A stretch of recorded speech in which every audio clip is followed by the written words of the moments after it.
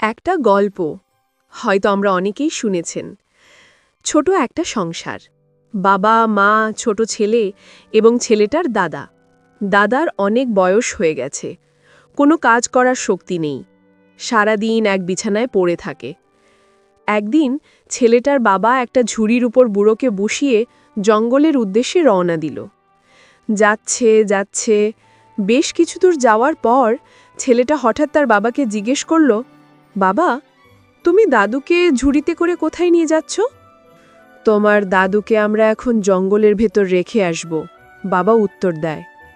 কেন? ছেলেটা অবাক হয়। কারণ তোমার দাদু তো বুড়ো হয়ে গেছে, কোনো কাজ করতে পারে না, আমাদের কোনো উপকারেও লাগে না, শুধু খায় আর ঘুমায়। কী লাভ তাকে বাসায় রেখে? তাই তাকে আমরা জঙ্গলে রেখে আসতে যাচ্ছি। ও, কিছুক্ষণ কি যেন ভাবে ছোট ছেলেটা, তারপর বলল, ঠিক আছে বাবা, কিন্তু দাদুকে রেখে আসার সময় আমরা কিন্তু অবশ্যই ঝুড়িটা নিয়ে আসবে। কেন? একটু অবাক হয় বাবা। কারণ যখন আমি বড় হব, তুমি তো তখন বুড়ো হয়ে যাবে দাদুর মতো, তখন তুমি কোনো কাজই করতে পারবা না, শুধু খাবা আর ঘুমাবা। তখন তো তোমাকে বাসায় রেখে আমার কোনো লাভই হবে না।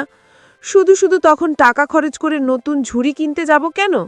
এই ঝুড়িতে করেই না হয় তোমাকে জঙ্গলে রেখে যাব। ছেলের কথায় চমকে উঠল বাবা।